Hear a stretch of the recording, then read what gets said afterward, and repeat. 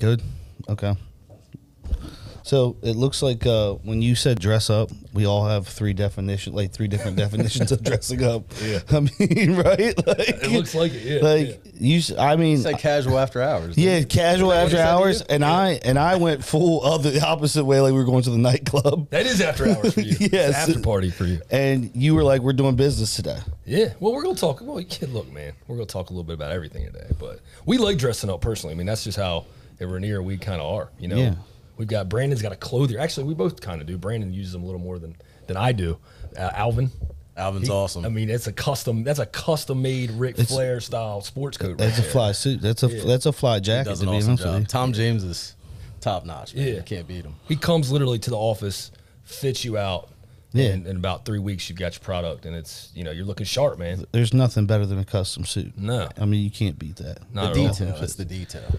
It is. Well, typically you got good fabric too. Absolutely. The fabric is different too. I mean, they let you pick it out.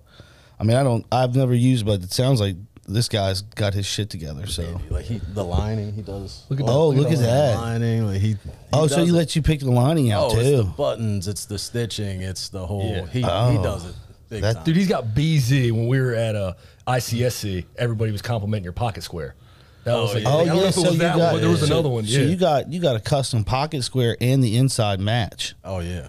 Oh, that's pretty fly, dude. If you want it that way, you can take your Versace shirt and flip it inside out. Oh, and do yeah. lining inside of it with. I mean, Let's get a jacket like this. Dude, you know what I think about? That would be serious. You know what I think about when I hear flipping inside out was the Fresh Prince of Bel-Air.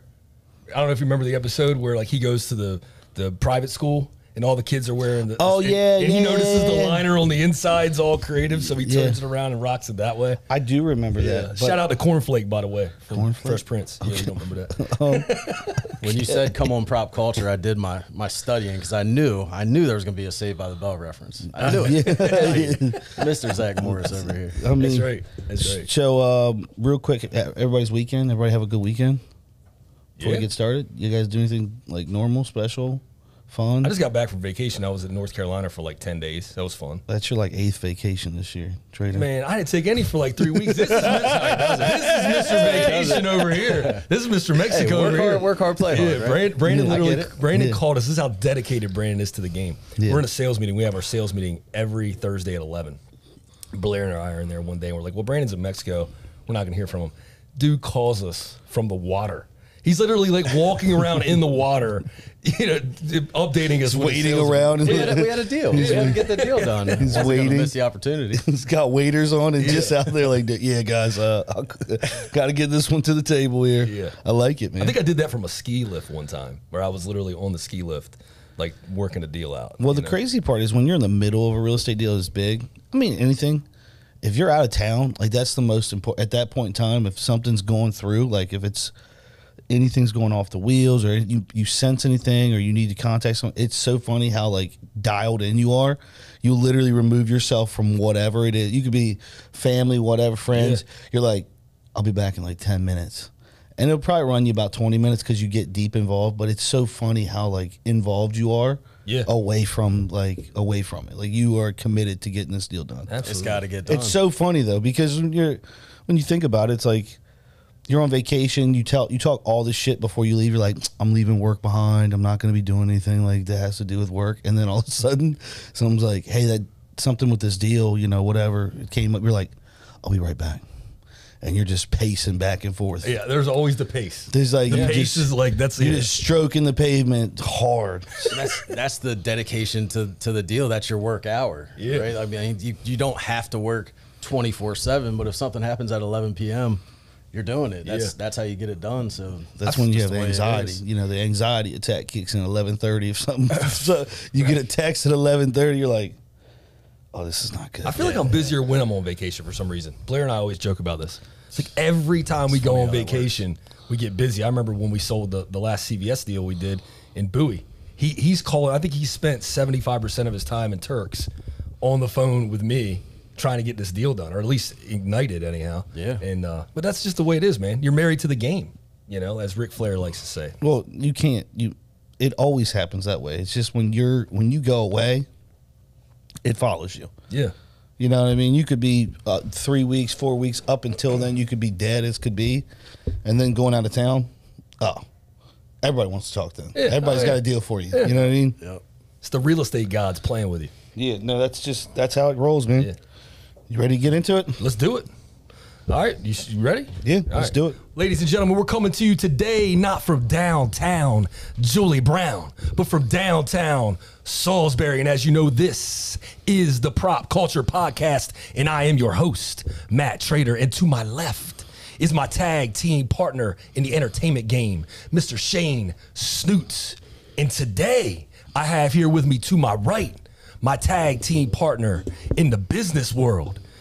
Ladies and gentlemen, one of the hottest commercial real estate brokers in the game today from Rinnier Development Company. He is here with us to give us something good, but he's not Mr. He is Brandon Ziska. Wow. Ladies and gentlemen, here he is today. And I actually screwed up the Mr. reference for all of you Mr. fans out there. But either way, Brandon, what's going on, brother? What's up? What's going on? Good to see you, brother. Good to see you, brother. Yeah. Wow. That was an intro. I don't know where it comes from. These just on the way over, I kind of just come up with it, and then it comes how it comes. So either way, man, we have fun with it. We have fun. This is what prop culture is all about: is having fun and talking business. And today we are going to talk business, and we're going to have some fun because that's what we all three like to do. Yeah. So, Brandon, one of the reasons we had you on the show here today, and it's long overdue. You know, I've obviously known you for 15 years. Yeah, man. We come up in the game together. But Shane and I, the last couple of weeks, we've been talking about social media influence and its role in business, and how, you know, a lot of people in the game today, we feel like are focused more on the announcement and focusing more on the influence side of social media, more so than probably even just getting the work done. You know what I mean? It's like you and me came up in a world where we didn't promote ourselves at first. You know, we didn't spend a lot of time on that.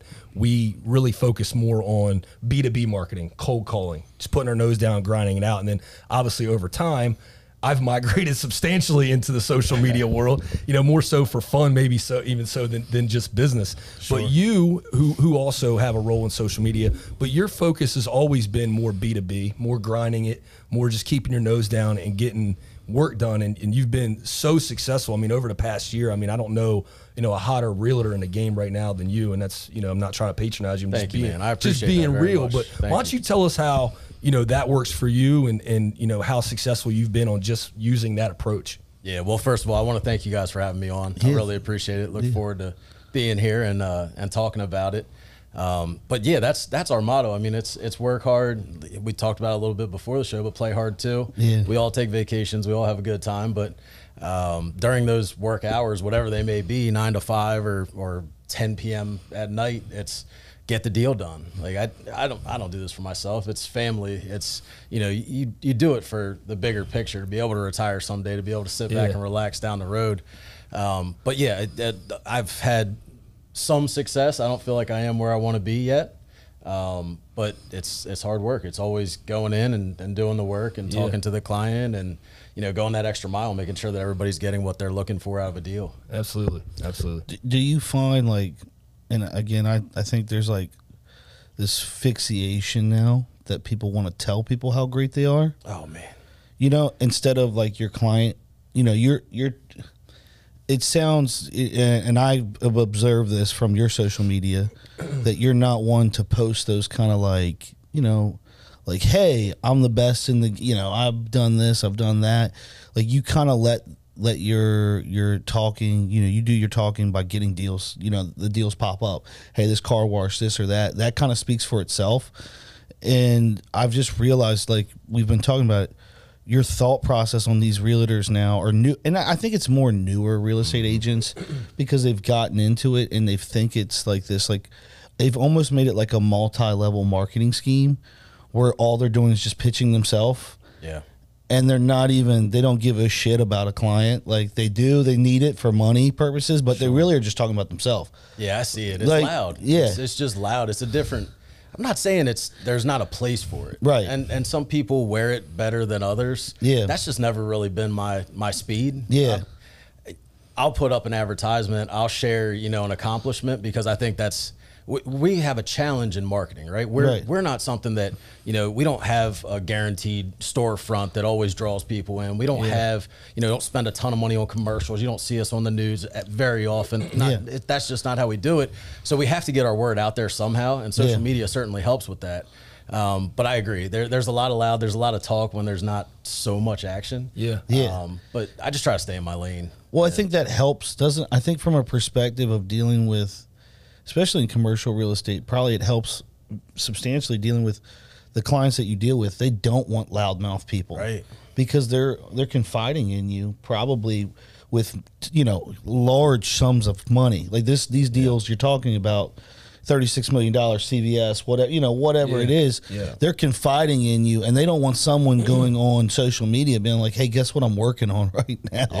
It's because that's kind of the vibe that's been given off, is whenever you watch one of these videos, it's very like braggadocious in terms of what they're doing and where they're at.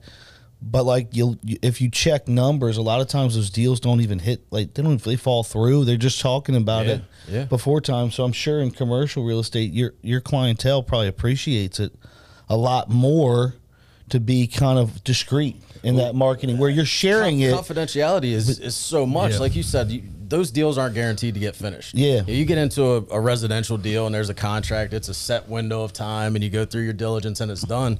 Ours, half the time, it's on a simple 2-pager that really could blow up anytime. So it's our job to not only drive that start to finish, but that gets out to somebody else who's in a competing industry, or that gets out to another agent who may want to sneak in. It can be a rough game. My uncle always said, when we play poker all the time, that talking makes a bad game. You know what I mean? And so if you're in the middle of it and somebody catches wind, they may tell the person you work with not to play that hand, and that hand could be a great hand.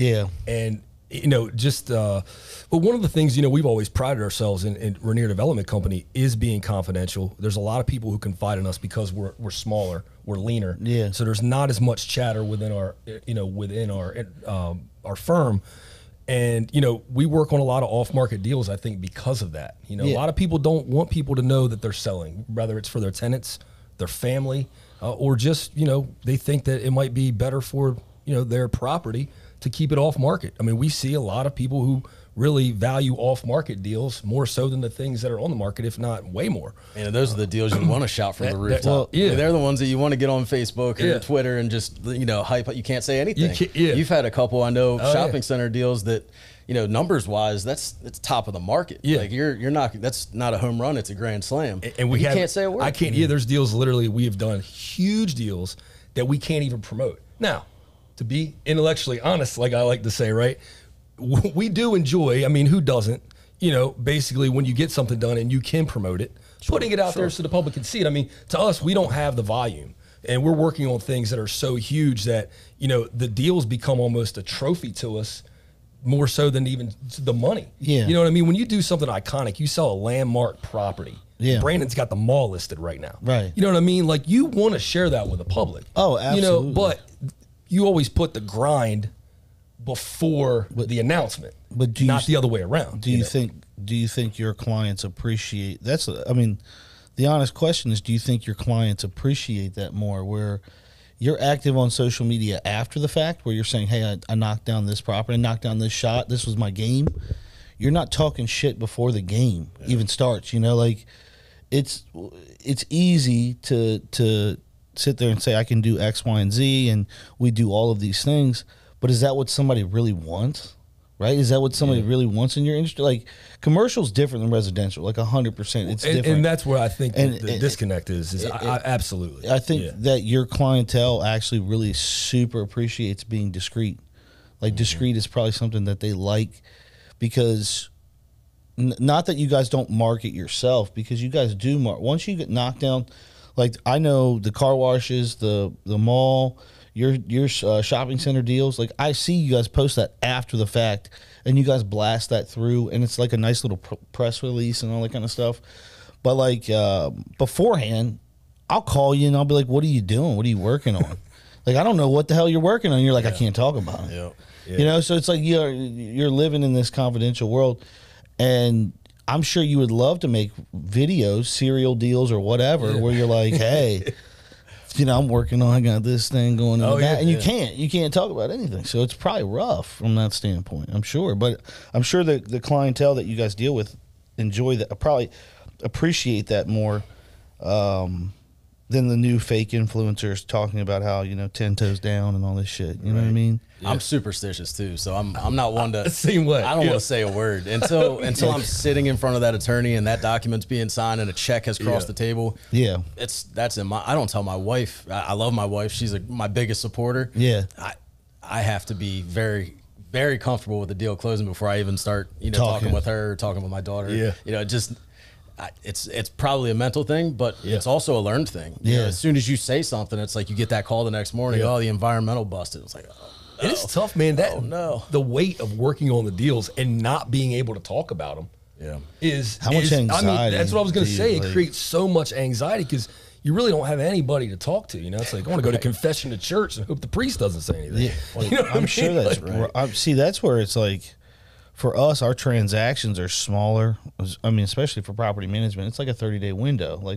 So even in real estate, residential, it's 30, 45 days, right? So you're done, you're in and out. If we're talking like multifamily or shopping centers or any of these things, we're talking like months of not talking about it.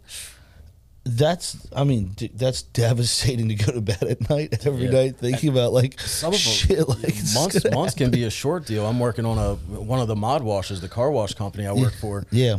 Work with broker. I have Maryland and Delaware for all their locations. We're working on 25 locations currently, some phase of contract, completion. And I've got one right now just with so many levels of challenges. Right now we're at 18 months. Really? 18 months, one wash. I just seen that you pop one. You're gonna pop one up over in Fruitland, where the old Sonic is. Yeah, right? Fruitland's broken ground. So we're open in Salisbury. We're open in Hagerstown. We'll be open in Fruitland. I would say in the next 2.5, 3 months we should have a store there. Yeah. And we'll see. Within a 30-mile radius, 4 more locations. Really? Coming up in the next calendar year. So they're coming up. Were you in on the Cambridge deal, the packing house? Was that your deal? Packing house, the restaurant? The old packing house that they're converting over? I don't know that deal. I don't think.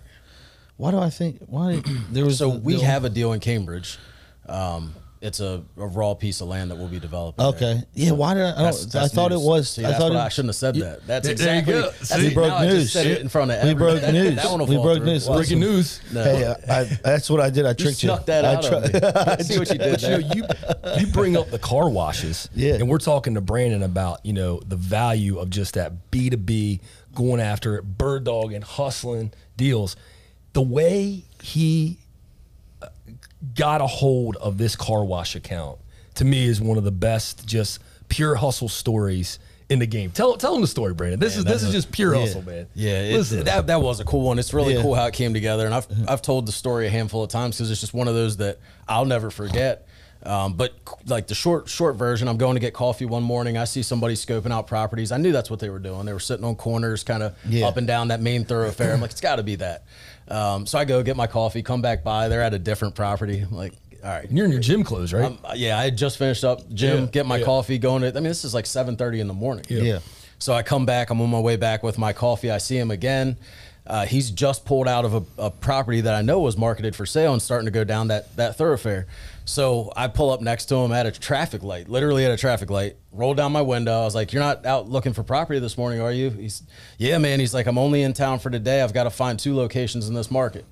Like, follow me. So, I kind of get him to follow me down to the shopping center that we had listed, not knowing what he was looking for. Right? Yeah. It could have been retail. It could have been anything. So he follows me to this listing. We jump out, exchange cards, say hello. What are you looking for? Developed a conversation. I figured out he was looking for car wash locations, major corners, 4-way corners. I said, yeah, I kind of know of a car wash, a guy that I've been going to this car wash forever. By the way, I'm a huge motorhead. I love cars. I love motorcycles. I keep my car. I'm a little OCD about it. I keep my cars perfect. So it was kind of ironic that I came across the car wash guy. This car wash guy, I get this. So I take him to the one that I traditionally go to, and I say to the owner, Lou, hey, this guy's looking for car washes. Any chance that you'd be willing to sell? Oh, well, yeah, I kind of would, think about that. Let's talk about it.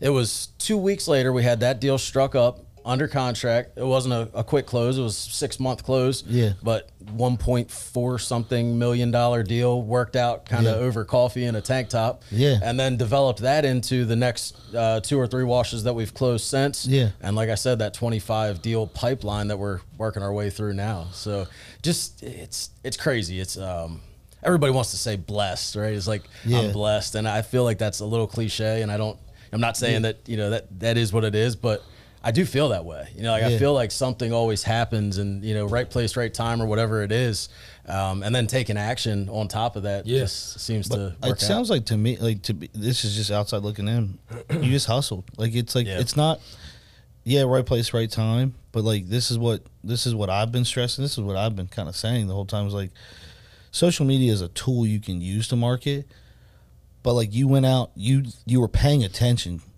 when you didn't have to. Yeah. And someone, he respects that. Immediately you were hey, are you looking for property?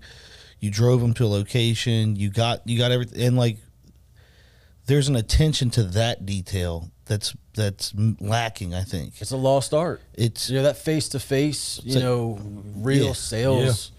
You just don't see it as much anymore. Everybody just wants it. Yeah, well, because if I post a social media post, they think that's helping me get business. When really, in reality, what you did, that's a game changer. What you created, what you did, you found somebody on the street and just paying attention. This dude's looking for something. I don't know, what the fuck is he looking for? And you asked him. You weren't scared. I mean, again, that's the hardest part, is asking for the sale. Yeah, it's having that conversation. And that's where I think the whole influence of the salesman influencer online, that's where they're lacking, because they want you to reach out to them. And we're the completely opposite model. Well, our Blair, when we started, but in the same way, he always basically just told us, you got to go after it. It's not going to sit there and come to you. And we didn't have the luxury of a abundance of inventory when we started. Yeah, so a lot of people could, you can join a larger firm and have the luxury of a lot of inventory, and the phone will ring and you have more of a chance for something to come in. Yeah. We were kind of that, me against the world mentality, where we had to be more proactive and go after it. And so it's just been ingrained and programmed in us since the very beginning. Only thing we know is to attack and to go after. We're predators, we're hunters, fishermen, right? Yeah, I don't remember getting leads. I know where you're headed there, and I don't mean to cut you off, but I think that's also a generational thing, right? Yeah. Kids these days, makes me sound 75 years old, but the younger generations, there's a level of entitlement. There's a level of, I should just get this. I should be able to just have these things without putting in the work that I think we learned. It was learned behavior. Yeah. So the three of us at our age group, we're not all the same age, but I think we all go out and chase that deal. We go out and hunt that fish or that deer, or whatever it is that we're looking for, because we didn't have everything at our fingertips all the way through that, 10 years old to 18-year-old phase. Yeah. And I think it's just a difference in how I see it. I see the young agents. It's just a different mindset. Yeah. That's why I asked it that way, just because I think for the perspective of what you guys both have done, you guys both have built a business based on making phone calls, going to the Rolodex, literally the old school shit that we talk about. You know what I mean? And don't get me wrong, social media is great for marketing. We have a podcast on social media websites, but I think there is a perspective of we're willing to reach out to somebody. If you give me a phone number, if you call me and say, here's a lead, we'll track it down. It's an opportunity. It's not a phone number. That's an opportunity. Exactly. And we're not gonna turn that down to because whatever, we'll track down whatever we can. Hey, and I've done it several cases. I'm sure you guys. It starts with a phone number. This person might know something. Yeah. About a deal, and you go, okay, well, it leads you down this whole path of, you talk to 13 people before you get to the right person, but you're willing to do that because there's a deal at the end of the rainbow there. And it's funny how many of those 13 contacts were also deals. Exactly. Right? Number 2 was somebody who knew somebody that had something too. It was, oh, okay, we'll chase that one next. Yeah. But it's it's the networking that I feel like is a lost art. It's just, that's so important. Yeah. Some of these guys don't have internet. Yeah. Right? Some of these investors, these 60s, 70s, something. They don't care about it. They're not worried about any of that. They're certainly not going to find you from a post that you did. So it's one of those things where I think you make those contacts that never would have found you otherwise by going down that tree of conversations. Yeah. Yeah, I think it's big too. I mean, I think that's the lost art of us just actually real estate agents, sales agents going out and get it instead of we're so used to an app now. Yeah. Can tell you yes or no. Right. Right. And that's where the problem is. Like it lacks rejection. If I send you a text message through a system on residential side, you have CRMs, you have all this stuff that helps you make your life easy, right? But it like lacks. You don't know what it's like to be rejected if you don't hear it from somebody. Yep. So then you don't know what it's like to get that win, like to go chase that. Because I mean, I can remember people hoeing the fuck out of me. Like the first couple times, they'd be like, "No, I don't want anything. Don't call me. Like you're a fucking loser. You're whatever. You know, like, get your shit together. Yeah. Your pitch sucks.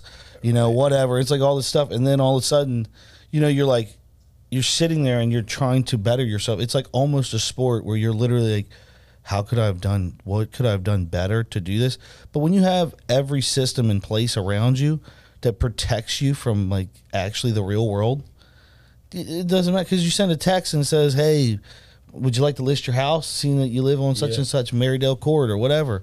And guess what? Like, no. And like the person feels a lot more comfortable texting you too, goes, "Fuck off." And you go, and that person just laughs and chuckles and moves on.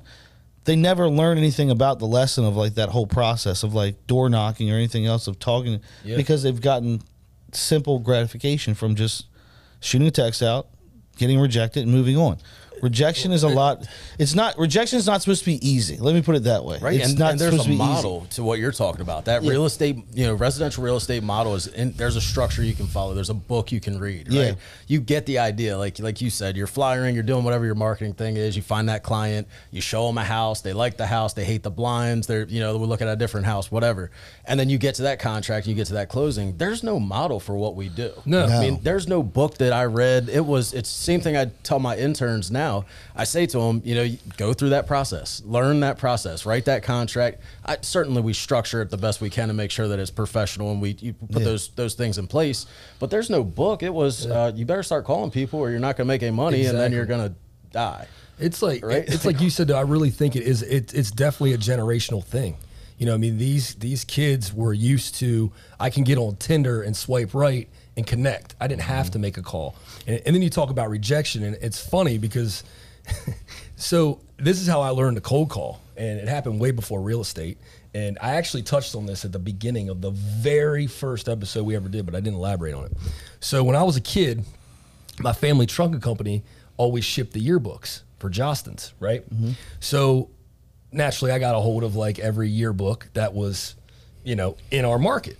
So I had Parkside and Y High and Bennett and Delmar and all of them, right? He was the original Tinder. I think he had the original Tinder. This is straight up. I mean, this is straight swiping up. right before. This is primitive Facebook stalking, I'll right? take that one and that one. So I had them all. So I go home and I'm flipping through these yearbooks. And my cousin, who's 8 years older than me at the time, he's like, "Dude," and he said, "You know what we used to do when I was in high school?" I was like, "What?" He said, "Go get your yearbooks." I said, "Okay." So I went and got all the yearbooks. He's like, "I want you to go through and I want you to find every girl you think is hot, circle their name, come back to me." So I'm all right. So I go all through all the yearbooks. I got them all circled. I come back. He's like, "All right, now go get the phone book. Go get the white pages, or whatever it is." I was like, "Okay." So I go get the phone book. I come back. He's like, "All right, now start with the first girl and call every last name in the phone book associated with the girl and ask for her." And I was like, "Huh?" He's like, "Do you want to meet girls or not?" I'm like 15 years old, 14. I'm like, "Hell yeah." So dude, I literally got in the phone book out and just started calling, like, "Hello, is such and such there? Hello, is such and such there?" So I literally called, I don't know how many girls. Well, finally I got one. They're like, "Oh yeah, she's here." So I'm like, "Holy shit." I'm like, Ronnie, I got one. What do I do? He's like, "Tell her why you called." I'm like, huh? man, He's like, tell her what you did, tell her why you called. Oh man, that's and I he led was you like, to the promised lands with nothing, dude. You got nothing. So I'm like, dude, are you kidding me? So I'm like, hello. I'm like, yeah, this is Matt, and I got a hold of these yearbooks and thought you were kind of cute, and I called every number associated to find you. Dude, this girl was smitten over this shit. She was like, "Oh, that's tracked her down." She was like, "That's so sweet, you know, adorable." But look, you know, it Borderline took, creepy. It took a lot. Borderline creepy, right? Yeah. It's like, how many people did you circle? Yeah, exactly. Right? And where was I at in that number? That's how I learned. Just got the same call like 45 minutes ago. Yeah, like your best friends are like, is that who called her? The creeper? But that's a true story. I think State and Hastings actually used to do the same thing because he's friends with my cousin. You created the original Tinder. You literally was it, dude. collected Yeah, you missed an all of opportunity. the Wycomico County yearbooks. Was just, all right, circle that one, circle that one. I mean, kudos to you though, because I'm sure you got some people that were like, who? Susan who? Oh, dude, I was Susie getting hung Hill? up on. Get the fuck out of here. Dude, it was terrible. But look, but back then, that's how you met people. And another place you try to pick up girls The roller skate rink? was the mall. Oh, yeah. And one of the main reasons we have Brandon on the show today is because segue. Brandon, It pivoted. nice. Brandon Brandon just listed the center at Salisbury Mall. I think it's the biggest listing in the county, the state, whatever it is. It's a big one. It's a That's big big, man. listing. It's a big deal. It's something fun for all of us to work on. Yeah. Because, you know, the mall's been going through kind of a transitional period Growing right now. pains. Growing pains, you know. So I'll let you, you know, speak on that a little bit, and we can all kind of just have a conversation about, you know, about the mall. Yeah, man. yeah. I mean, it's one of those things we're seeing in the market all over. It's, you know, what does a mall become when it's not the mall anymore, or what do you do with the best real estate in a town when it doesn't necessarily fit how people shop or used to shop? You know, it's a different it's growing, it's changing, it's evolution, and you have to find a way to make it make sense, right? So it's changed hands a couple times, and they've kept the mall in place. It still lives like the mall. I went there the other day, and it was nice. There's plenty of people walking around, and the temperature was nice. I got to throw that out there because I've caught a lot of flack for the AC being off for a day or two, which, just for everybody's information, that's not my job. Oh man, that's I'm not a repair guy. Yeah, you got the property manager. They were like, "You're the Man, property manager." They hit me hard too. So how can I shop in Claire's if the AC? Come on. I just want to put new tenants in. That's what we're trying to do. They handle the maintenance. They do a phenomenal job at it. Yeah. It's it's a big challenge. It's an older building, so there's always that stuff. But as far as tenants go, you keep kind of a smaller section that's retail. You put in stores that are destination locations. You get people to come there and shop and do the old mall thing. Good food court restaurants. I think that's something we can add on to and make better. And then you take those big old boxes that, it's like, is Sears going to come back? Do you guys look for Sears, or do you order that stuff online? It's just kind of the way you do it. So you take those boxes and you repurpose. So you get a cool gym, or you get, where's Dave & Buster's at our mall? Yeah. Where's the big fun arcade or the indoor go-kart track or something cool like that people are going to go to and enjoy, and then say, okay, well, now I need to eat something. Exactly. So I'm going to go to the restaurant that's right down the hallway. I'm going to have that. And, oh, there's Foot Locker. Let me grab a pair of shoes. And speaking of that, where are the local guys? Where's the local, you have a client that does, custom shoes and some really cool concepts. Where's that guy in the mall? Yeah. That's a perfect thing to grab on the way from, kids gymnastics to restaurant on your way out to the car. So I think it's just evolving. It's changing. Our intent is not to sell the mall. But if we get the opportunity to sell it as a package to somebody else who's going to operate it as a mall or something similar, I think that's an opportunity. Yeah.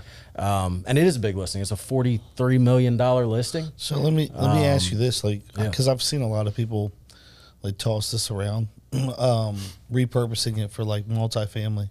Yeah, I think it's part of it. A lot of people have said, would that work? I think housing wise. Yeah, I think it would. assisted living would be ideal for it. Man, assisted living to me makes the most sense because you got old people who can all basically, their apartments can basically be the storefronts, right? Yeah. And there's already the plumbing in there. I mean, that might obviously plumbing's always going to be challenging, but there's a food court there. Yeah. You have larger boxes that could become medical. right? So think about if you're an old person, you get up, you could walk the mall for your exercise. You're like 55 and older. You get your coffee. You might have a doctor's office or a medical complex attached to a Sears or a Macy's or whatever. I just think assisted living makes so much sense if you're going to repurpose the interior part as multifamily essentially. I think there's absolutely a home for that. I think that's a perfect opportunity for what used to be Sears. Yeah. The base level of Sears, 132,000 square feet, right? At a very reasonable sale price. I think we're $6.5 million gets that deal done. You can't build that for that. Yeah. It's not possible. You guys know that. Yeah. So you start at the foundation of that goes up. And then it's multifamily at a 4 or 5 story level that does service, those folks in an area that they can get access to 13, they can get on 50, everything's kind of close and accessible. And then why can't, some of the non-traditional retailers like a Dollar General drop in? Why can't you put a pharmacy right in the mall? And then it makes sense because everything's right there and accessible. Yeah. Well, I guess the biggest question too is and this is probably everyone wants to know, is Crackle Barrel. Can a Crackle Barrel work out there? Because that's everyone. I mean, since I moved here 8 years ago, everyone has talked about the myth of Crackle Barrel coming to Salisbury. And Cracker Barrel would be a home run there. Be a great, that'd be great. That would be like a spot. And isn't Ruby Tuesdays moving out? Oh, so we just backfilled the former Ruby Tuesdays box with a concept called the Juicy Bucket. Okay. So it's a multiple store locations. They have a Baltimore. They have, I believe, a DC. They're traditionally in those bigger metro areas. Yeah. They took down a 10,000 square foot box. They should be opening, I want to say the first week in August. They had some COVID equipment type things getting in there. But that's going to be really cool. First kind of seafood set up with crabs and all that kind of stuff too. Yeah. Yeah. Okay. Yeah. So that's going to be. They're in. Signs up. That's awesome. But there is the ability for those pad sites to do some things with those pad sites conceptually. We're ringing Cracker Barrel's bell. I mean, we're on that. I think. I'm sure you guys are probably. I mean, you probably have sent them so many things. Stay tuned. We've got some good stuff coming that's already in the works. Yeah. It takes time. Like I mentioned, some of these deals take 15, 16 months. To get to the finish line. We're running a Starbucks deal. It took 17 months after the lease was signed. Well, that's where it's and the only reason why I remember there was Crackle Barrel wanted to go in the parking lot where Macy's was, and then Macy's was like no go on that one. And then come to find out, Macy's is gone in 18 months. Months later. I think Macy's had a restriction on that. That speaks to deal structure too. It's a great point. It's like that sucks. Now you have a big box that's gone, right? That's not there. Crackle Barrel wanted to be there, which would have drove traffic to the mall. If all that comes to fruition, right? Is the mall still, are some of these big boxes leaving, or some of these people, is it easier to backfill some of these spaces because the amount of traffic? But this is the kind of where you're at, where we're at. Hindsight's 2020, but you just touched on 5 different points that I think are so important. The big boxes first, because that's kind of low hanging fruit. Yeah. The ones that have left, Macy's obviously is gone. Yeah. I don't expect we'll have Macy's back. I don't think Nordstrom's backfills them. I think Macy's probably turns into something else down the road. But that's separate from the mall deal. So just to be clear, that's a box that I'm not really working on personally. We could sell it. We're connected with them. That's not really our thing. Yeah. But, going into the other department stores, the other big boys, the Boscoffs, the Dick's Sporting Goods, the Burlingtons, the Home, those guys kill it up there. Yeah. I mean, they're doing a great business there. I don't think they intend to move. Several of them talk about getting bigger. Yeah. So people always think, these guys are getting smaller, or they're failing, they're not doing what's in that mall right now. I've seen the spreadsheet. They're solid. Yeah. They're making money. There's no competition. Department stores, they're $572 a foot sales per volume. Well, I think about that. That's huge. The sad part is for where the mall is located. I always say this. I feel like I have to go to, because of the variety. Even when Macy's was here, it was hard to go shopping here. I had to go shopping at the outlets. The outlets down in Ocean City or Rehoboth seem to always be. But why couldn't one of those stores like that process to the largest metropolitan area down here? I mean, Salisbury is the largest metropolitan, I guess, city on the Eastern Shore. Yeah, I mean, the challenge. You also represent the outlets too. That's what I mean. I mean, so I mean, that's why I brought it up. But that's what I'm saying. It's you know, you have the Coach outlets, you have all those places that I know they do numbers there. Yeah. But imagine them being in somewhere like a Salisbury location, like in the mall. If there was a Coach outlet in the mall, it would crush. It's not like it's too expensive. I mean, the amount of people that I see in Coach that go there in the off season, there's a lot of people that go there. But imagine if something like that was in the mall. There's a lot of different stores that I see down there that do very well. Mm-hmm. And Ocean City outlets are out of the way. Like, if we're being honest, they're not. It's not unless you're in Ocean City. Different traffic. Yeah, it's different traffic. You're picking up the tourists. They're picking up a lot of tourists. I mean, those outlets in the summertime, crush, in that 6-8 month time frame. But so anyhow, like, I think one of the things, you know, about, you know, these larger shopping centers like the mall or some of these older centers that were built, you know, maybe in the 70s, 80s. For a long time, there was a stigma around them because the boxes were so big, and that was very challenging for new owners to lease up at the same rates that people were, you know, leasing up years ago, because, you know, those shopping centers were built for bigger boxes, like Toys R Us, for example, that used to be at the Twilly Center. So that was a challenge. I think, honestly, a mall or those larger, you know, retail box centers, I think they're more flexible and have more dexterity than pretty much, you know, any other type of asset right now. And I'll tell you why, because they offer, you know, the ability to do a lot of different things. You know, you've got retail, obviously, is the main thing that's the low-hanging fruit, but you also have the ability for storage. And where so many people have migrated online, you know, right now, you know, everybody's like, well, nobody's going to these stores to shop. Well, no, but these stores need storage. They need fulfillment. So now these malls, large shopping centers, they can give you that small storefront and then have that storage component in the back. And that's what a mall offers. You know, so you might see that storage facility pop up, that fulfillment center pop up. You really just, you never know. But there's a lot to the mall that I think is valuable. One of the things I think I mentioned on the first call was the electric. So this is something I don't think anybody thinks of, right? What do you have in that parking lot right now?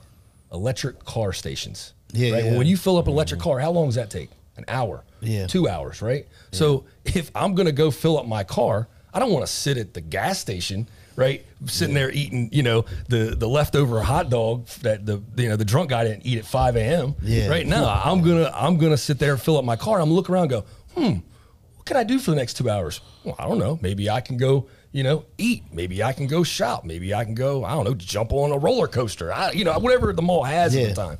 You know, so I think that offers a lot of value to the shopping experience, and I think you're going to see that more and more down the road in a lot of shopping centers. We change its energy. I think that's the thing. We're going to bring energy to it. We're going to bring different concepts to it, and you change the feel. You magnetize people to it by having, you know, that awesome pub like where's an Evo or a, you know, Dogfish Head, one of those big, you know, awesome appetizer, quick meal beer locations. I think something like that in one of those big boxes would just do amazing. There's so many things we can do. There's because Frederick is where I'm originally from. I'm right down the street. So the concept of they turned it into a in-house a movie. We already have a movie theater, but they repurposed the Fredericktown Mall to luxury movie theater. But they were supposed to make it basically a Dave & Buster's, where it was indoor go-kart track and on the old Golden Mile, right? Yep, and all that stuff. So that was what they were set to do, and I remember that mall specifically. I was the one working on the deal before it fell through. I know, you had told me. Remember the old ground round? Yeah, you used to sit on the front of it. That's what I said, but that's what made me think of it is the malls in Frederick. They've basically adapted getting like BJ's Bar and Grill, like it's like a brewery company right on the side. Like they basically went out and was like, if we're gonna do this, let's, like the FSK mall is what they call it, the other mall in town. They basically were like, we need food that draws people in here because they don't have a food court. And turn them outside. Yep. Right? There's something about going in the doors and going down the hallway and getting to the thing. Yeah. People aren't really it's not as appealing. Yeah. Turn them out. Like you said, there's flexibility in the space. We take those boxes, create a front door, let it all face out like an outlet center does. And it changes the experience because then you're already over there. So like if you're already at the mall, you're like, okay, well, we grab something to eat. Like, shit, I you know what I need? I need to go in here real quick to get a T-shirt, whatever it is, shoes. let me stop in here real quick. And that turns into a whole different experience. So, like, I'm a big proponent that food, and yeah, like, I'm a fat kid at heart, but like food is the derivative to everything. Downtown areas thriving, anything like that. If you have restaurants, that's where people go. It's the social aspect of it, right? Correct. Even if you're not going to go have a full meal, you can have some wings and a beer and hang out. And what about those family recreational centers, right? It doesn't have to be Dave & Buster's, but why is there not the gymnastics? You got giant boxes with tall ceilings. Yeah. Why don't you have those recreational uses already in there that bring, the kids, you bring your 2 kids to your gymnastics, training course, your cheerleading course, or your, indoor sports, tennis, whatever you want to set up in there. You're there. So then, like you said, like when you're charging your car, you're there for an hour. Exactly. What do? You go shop. You go grab a quick bite to eat while the kids are going through their training, whatever it is. That's the community center that I feel like changes the game. Yeah. It's not just simple retail that you'd always expect there. It's everything else that drives the traffic. Well, it's the laser tag. It's whatever. Yeah, absolutely. It's like, I had a guy call me the other day about doing an indoor paintball course. yeah. See, that's How cool would that be? It's different. I was just talking about this too. It's funny you said that because in Ocean City they have like the outdoor paintball stuff. Yeah, I've seen it. And we were driving by and I was like, man, I wonder how is that like? I want to try that sometime. Yeah. But it's just you're in Ocean City, but somewhere like Salisbury, where like there's not really that much to do around town, especially in the summer because you want to go to the beach. You're 30 minutes away from the beach. If you're going to do something, it's beach or cookout. So having an indoor paintball center at the mall, that would look at all the panic rooms and all the other stuff that does very well around here. That'd be cool too. Why is there, the destinations, the recreational events that I think we are a little starved of around here would be huge. Yeah. Huge. It's just activities. People want to do activities. Yep. And that's what the mall used to stand for. I think when we were all kids, you thought of going to the mall, it was just an activity. Like you would go hang out with your friends, School ended on a Friday. You were there for the whole spectrum, the movie, the food, the popcorn, the shopping, all of it. Well, that was your form to meet people. It's like we were saying, you had to go to the mall to meet girls. Now you can get on, Facebook or Tinder or whatever. I mean, you could probably see the way things were transitioning early on because what was there at the beginning, what was all these malls was an arcade. Mm-hmm. Well, what killed the arcade? The home gaming consoles, exactly. And so now you gotta figure out what you can give somebody at a mall that they can't get online, or what you can do online at a mall that you may not be able to do at home. I actually did a video on this months ago about theaters, and everybody thinks theaters are going to die. And because everybody can, everybody's got the home theater, everybody's got Netflix. No, I don't think so. I think theaters are going to change, and I really have this crazy idea that they're going to offer some kind of like virtual experience in the metaverse where you can actually like be in the movie, right? Because think about it, if you've got your 4D, I don't know, your Oculus or whatever the hell those things are called on, right? And you're trying to walk around, my phone's blowing up.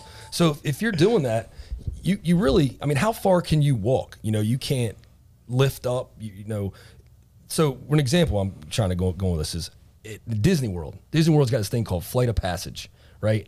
And you get on this thing and it's like this hydraulic system. And I swear to God, dude, like exactly what you're on, but for a good solid minute, you forget where you're at. And it was the most amazing. It was like, if heaven is this, go ahead and just plug my brain into heaven right now. Download my conscious. So I think theaters are going to transition to that, where you've got a hydraulic system where you could be in the new Top Gun. But did you see? Know what I mean? Oh, that's what I was going to ask you. The new Top Gun. Yeah. Like you can't watch that at home. Hell no. Dude, the new Top Gun is not made to be watched in a home theater. Like there will always be movies that are made to be watched in the theater. Yeah. And in a traditional setting. Yeah. And that's like one of those movies where like it made me almost like realize, it's American as fuck. Okay. It's American as fuck. So, let's get that out of the way. Okay. Number two, you realized when you were watching that, like how the movie experience used to be, we got so used to watching like these movies at home. Yeah. And we're like, I don't care if you have surround sound or whatever, you're still at home. You're still in your own environment. Mm-hmm. When you go watch Top Gun in that environment, you're in that environment. Yeah. Really, you really are. You feel like you're watching them, you know, going actually in those flight simulations and all that stuff. You see their face, the G-force against their. Yeah. You're like, oh my gosh, this is so. And the noise, the sound. It was a experience. Like I went with a buddy, and I literally left, and I was like, that's probably the best action movie I've seen in 5 years. Oh, it was amazing. And I was like, that's prior pandemic, post pandemic, whatever. And I was like, if anybody wants a question why you would go see a movie in the theater, tell them to come see this. The second time I watched it was even better than the first. And that's the truth. But that's why I don't think that movie theaters will ever. There's an experience to it. And listen, what's old is new, and what's new is old. Like sports cards went out. They're starting to come back. I know, yeah. Right? Like all of these things, like malls might not be the cool thing right now, or weren't. But I think like retail will come back because there is an aspect to going shopping, right? Oh, yeah. Like if you're like, I can't say for men, like we're very simple. We'll buy shit online. Not me. I want to try it on. I think it's a pain in the ass to have to buy it online, get it, and then have to rebox it back up and mail it back. I want to try it on. If it doesn't fit, just I don't know. I'll leave in the dressing room. I get the both. clerk can deal with it. But for women though, and I'm saying this from the context of like, I can speak for my mother and my sisters. They will go make a day out of shopping. Mm-hmm. Right? I do that too. They'll go make a day. I'm bad, man. But for me, dude, a day of shopping for me is, dude, I'm in and out of a place though. Yeah. Like I'm 10 minutes in, baby. Like I go right to the place. I'm like, do you have a size 10 and a half, 11? No? Okay. Yeah. What do you got in these? What do you got in these? And I'm in and out. I don't even try the shit on. I'm like, bag it up, put it up front. I'll be up front in a minute. Like, well, look, speaking of experiences, and only being able to do certain things physically and not virtually. There's one thing that Brandon loves to do, and we're talking about catching the big fish, right, with real estate deals. Well, Brandon loves fishing, offshore fishing. Him and Blair are out probably every week. And I think it kind of correlates well with what we do because we are fishermen, right? In the real estate game, well, these guys are fishermen, you know, on the True water fishing, too. So, Brandon, tell us about fishing, man. I mean, you guys are out. I got to get out there with you. You know, you've been out a couple times. I've been out a couple times. I always got something. Fridays, Saturdays are tough. Trader doesn't strike me as a fisherman. I have small kids, man. But I make mean drinks on the water. Hey, listen, I can say, listen, I'm a good bartender. Listen, he's a good bartender. I don't see him fishing. So we spend hours and hours and hours on the water. Don't catch shit. Pardon my, I guess we're free speaking here. We don't catch anything. We'll go a full day and not catch a single thing. As soon as Matt gets out there, he catches a blue marlin and first one ever caught on the boat. 45 minutes, reels it in, passes out, sleeps the rest of the day. I didn't pass out. I was up. I didn't pass out. Takes a nap. I don't take no naps. Took a nap, ate some food. I'm good. Caught the biggest fish in the ocean and then went home. It's like, this is really easy. They made me jump in the bed. See, that's the worst, too. You want to talk about we didn't catch anything the next time Okay. We got skunked. I believe that. That sounds more like a Blair was trip. pissed we got skunked. Yeah. We have a lot of fun with it. It's so much fun bringing in the big fish. We always are going for, you know, those 100-pound, 150-pound tuna. That's always a target. Chasing down white marlins is always a good part of the day and not always fruitful. That's kind of the more rare catch, that or a blue. But yeah, what time do you have to go out at? Like, what time is? We're usually out of the dock. We go out of sunset down in Ocean City around 3:30. Okay. 3:30 in the morning. We're usually 3 hours or so getting to the spot. Yeah. So I mean, that's what I want to go deep sea. Yeah. You know, but everyone always says you got to be like your stomach's got to be prepared for it because you can get nauseous out there. Man. Do you have to take anything like to make sure your stomach doesn't get upset or like? So I was never on a boat as a kid. So when I came down here, I came from kind of the same area you are. I'm Hagerstown, Boonesboro, Frederick. Same, right. It's farmland. Right, we're in the mountains, right? So it's a big drop in Maryland from here to there. Oh yeah. Or the other way around. So funny story. One of our competitors or co-associates in the brokerage world, Bradley Gillis. Shout out Gillis Gilkerson and NAI. We love those guys. Yep. He actually took me out on his boat the first time I ever went out. Yeah. And Bradley was well ahead of me in the game. Vote for Brad, right? Vote for County. Bradford Council. Absolutely. Love that guy. So he took me out on his boat, the very first deep sea trip I ever went on.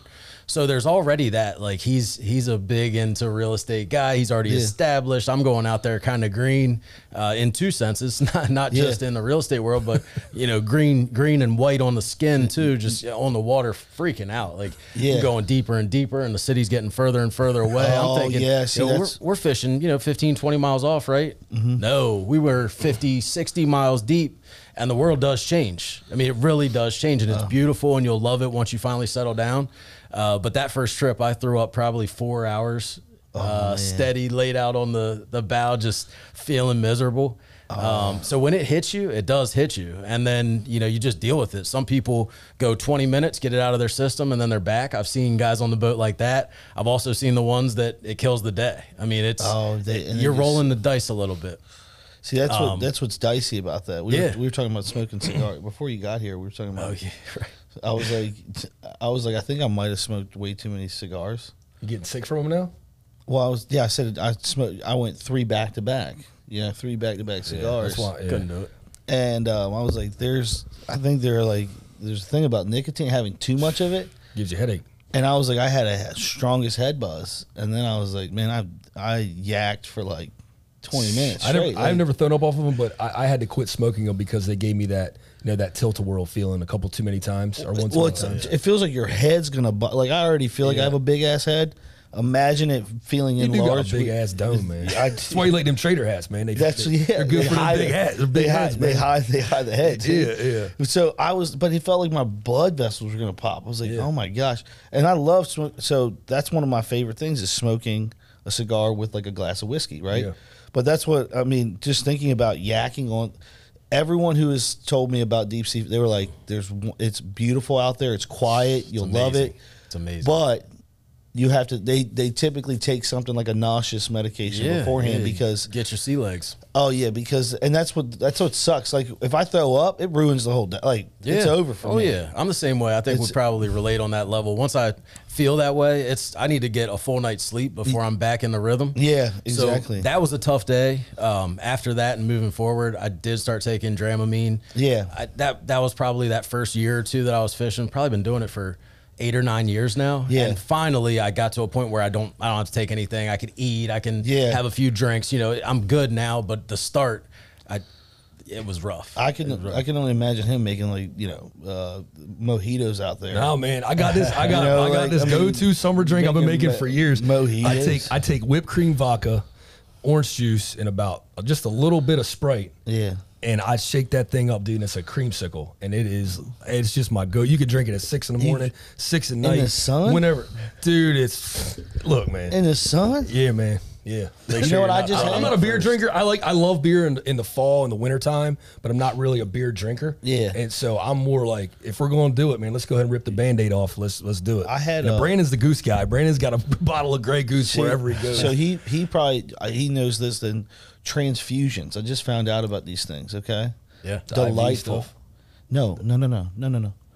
So they're grape juice. You know what they are? Vodka. Generally, haven't had one. Grape juice, vodka, and ginger ale. I mean, dude, you drink these all day. Grape juice, vodka, and ginger ale. Well, you like vodka and ginger ale anyway. I used to. I switched to club soda. That's what I drink too. Let me put it this way. I was out out in the sun for like I guess this is like a golfing thing, which I don't do. Okay, I'm so bad at golf. So listen, when I suck at it, I am too. You're not but I'm a good bartender. Right? What's that? I said I am too, but I'm a good bartender. I'll drive the cart around. Okay, that's what I'm good at, driving the car. I might wreck that too. Same. But I found out about it, and they were like I drank these all day long. These things were so good. So it's ginger ale. Helps the tummy, you know, in case it gets upset. You got grape juice, diuretic, and then you got some vodka, man. In case you have too many cigars, right? Levels you out? No, actually, I think surprisingly, I might have thrown up then because I might have smoked more cigars. Because I mean, that's total dedication to the nicotine. The problem is, like, we'll just start smoking ports again, man. That's what I said. I mean, I might as well just go back to smoking. Keep it in Newport 100, baby. I might as well just go back to Newports. Well, look. I don't mean to cut us off, but speaking of golf, we are looking like we're probably on the 18th hole right now, and like every good fishing trip, things do have to come to an end. Brandon, we appreciate you coming on the show here today. Appreciate anybody who wants to reach out to you, tell them how to get a hold of you. Easy to get a hold of. Check out the website, Rinnier.com. Keep all of our listings up there. You can reach me at bziska@Rinnier.com if you have any questions, want to take a look at any property, especially the mall. Give me a call about the mall. I'm looking at local guys, local retail, food. If you want to get into the food court, make some money in the food court, cheap opportunities there. And then, of course, you can call me anytime, 443-880-1273. Look forward to talking to you. Rinnier Development Company, RDC, baby. And as always, we appreciate your time right here with us only on the Prop Culture Podcast. See you.